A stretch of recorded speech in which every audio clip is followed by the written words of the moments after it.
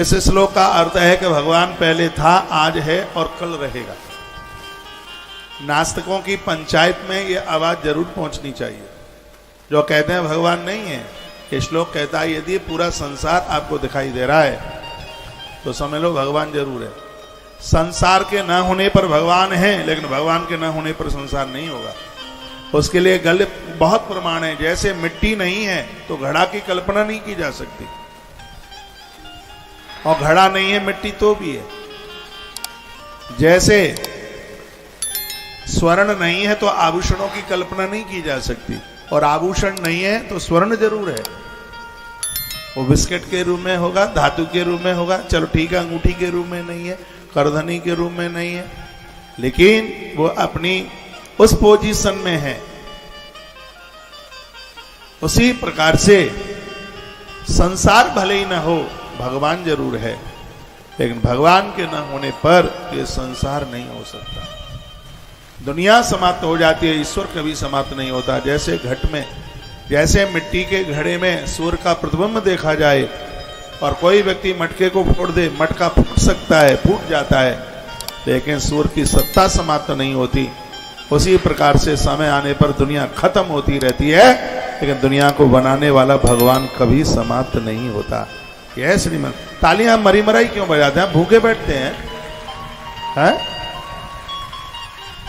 तो जन्माधस्य तो न्याद तरता चारतेस विज्ञ स्वराट तेने ब्रह्म हृदय आदि कवय मोयंती सूर्या तेजो बार मृदा यथा विनिमयो यत्रात्र सर्गो मृषा धामना स्वेन सदा निरस्त कोकम सत्यम परम।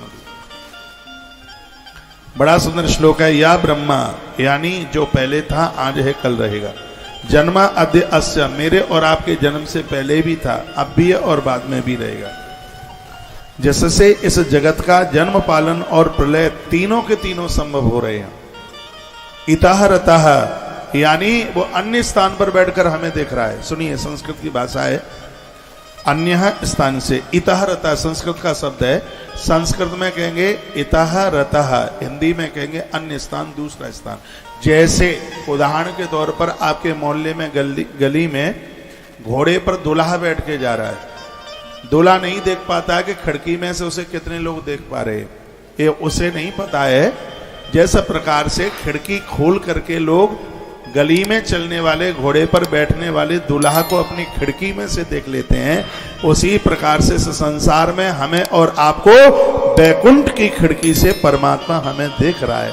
इतः रता, इतः रता का मतलब अन्य स्थान। अन्य स्थान वो कौन सा है?